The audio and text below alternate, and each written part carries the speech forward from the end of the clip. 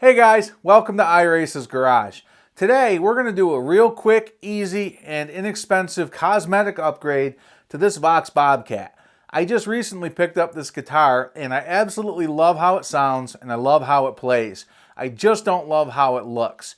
But that's something that we can fix really easily and inexpensively. So let's go!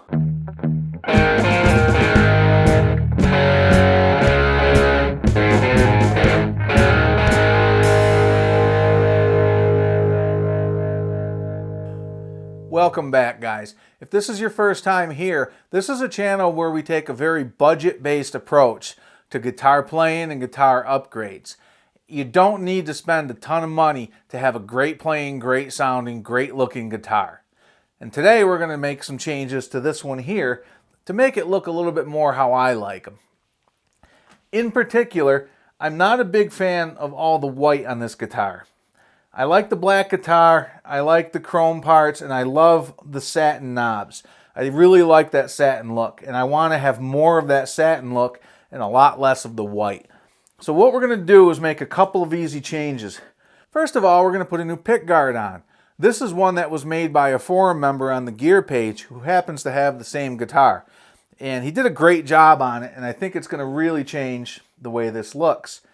And then the other thing we're going to do is swap these white pickup covers for these that I got from Philadelphia Luthier Supply. These are a satin nickel cover, which ought to tie in nicely with these knobs. And then lastly, we're going to replace this white switch tip with a black one. So anyway, pretty short and sweet today. Let's get to the bench and get this taken care of. So now we're on the bench and I've got the strings off already. And so what I want to do next is get this pickguard off.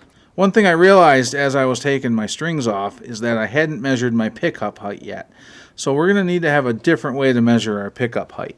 And I think what I'll do for that is just measure the height from the body. As long as we have those pole pieces and the overall pickup height in the right place, we'll be fine. But I do definitely want to keep the same pickup height because I'm very happy with how this guitar sounds right now, and I don't want that to change. So now we've got our two pick guards. You can see they're a slightly different shape if I hold them on top of each other, but very similar overall, and it looks like the holes are in exactly the right spots, so the new one should install without issue. Awesome. So we're going to set that aside. Alright, so now we can pull the pickups out.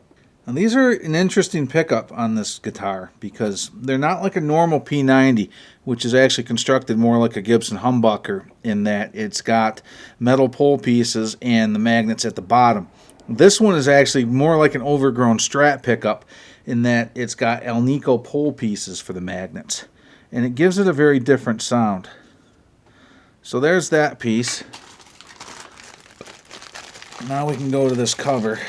And I got these from Philadelphia Luthier Supply, and you can see the part number there. What's important to know is that there's two different flavors of P90s.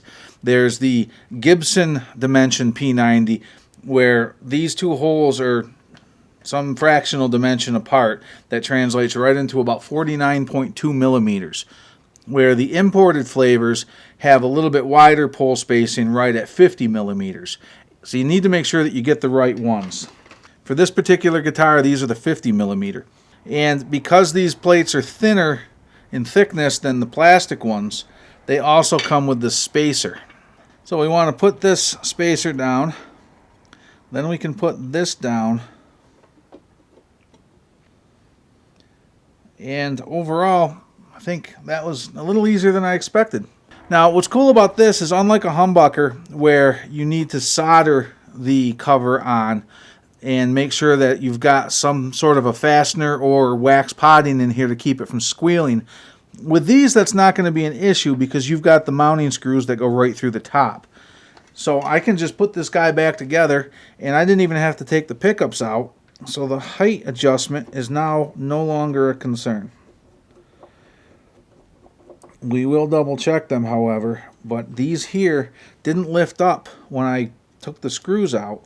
So I don't think it's really going to change. Put our screws back. Don't mind the background noise, that's just my heater. It is December here in Vermont. It's cold and I need heat in my garage. And I don't know, I think that looks killer already. Now what we can do is transfer this piece over. Because the hole isn't exactly the right spot, I don't anticipate needing to do much adjustment. So I'm going to make myself a little mark with a Sharpie so I know exactly where to line that up on the new one. Now we do want to make sure that we transfer over this little washer here and this little spacer here when we do the transfer. And wouldn't you know what, the washer went right in the F-hole.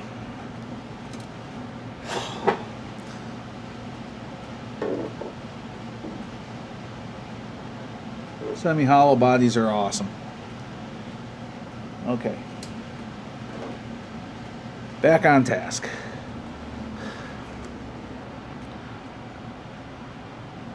So before we totally crank on it, we just want to set that angle. Okay. That's really good. Now we can give this a final snug.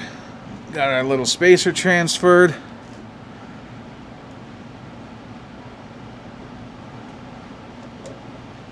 Last couple of screws. Okay, we're all snugged into place.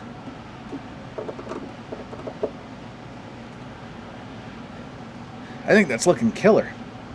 So now the only thing I want to do is give this a little bit of a cleanup. Even though it's basically brand new, it's already dusty from being in my house where I have a whole bunch of fans blowing my heat around. I want to clean up the fretboard, do my usual treatment, give the guitar a polish. One thing I noticed about this is that this is a very tight-fitting bridge, which is great. No rattles, no movement. It should keep the intonation where it belongs. So when I polish a guitar like this, I just use a Meguiar's cleaner wax. And this is something you can get at any auto parts store. It's the same stuff you use on your car. The reason I use a cleaner wax is that it has a very, very mild abrasive. Not nearly as much as even a swirl remover, but just enough that if you got a little bit of dirt and schmutz on there, it just helps to lift some of that off. Don't need to apply a lot of pressure, but it's basically just like waxing your car. Just go around the whole thing, get it on there, and then you let it sit until it's dry, and then you polish it off. While we're letting the wax dry, I also want to clean up the neck, the fretboard. I've got some dust on it and some stuff that's collected, so I'm just going to use a little bit of naphtha to get that junk off, and then I'll go through my usual treatment. So if you saw my last video with that Ibanez, you'll see that this is the same procedure now. We're going to go over it with the lemon oil to give it that nice deep look. But the lemon oil doesn't hold up, so we're going to immediately follow that up with Howard's feed-in wax, which will lock in this nice look that you get from the lemon oil. Now we add the Howard's. This will keep it looking the way it does right now. Instead of looking nice for a day or two like it would with just the lemon oil, this will look nice for months, if not longer. So now we're going to let this sit just like we are with the wax on the body, and we will polish it off once it's hardened up. Alright, so now we can just wipe all of this off, and we should have ourselves a really nice looking durable finish on this guitar. Love that nice deep shine. Now we can do the same on the fingerboard. Man, that just looks absolutely killer. Alright, we're all strung up, and I got the black switch tip. And now the only thing left to do is to peel the plastic off of the pickguard, and this project is going to be done.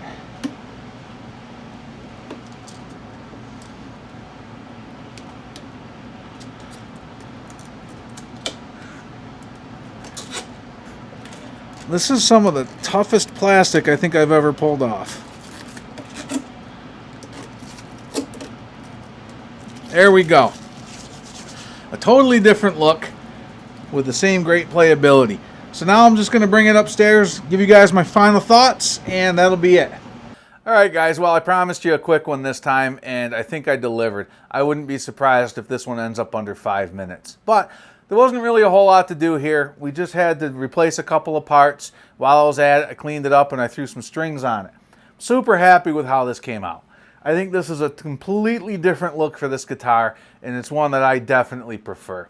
I don't know if you guys agree, but hopefully you learned something. Speaking of learning something, I found out that the guy I bought this pickguard from has them listed on Reverb. So I'll go ahead and throw a link below just in case one of you guys has this guitar and you're looking for a pickguard like this too.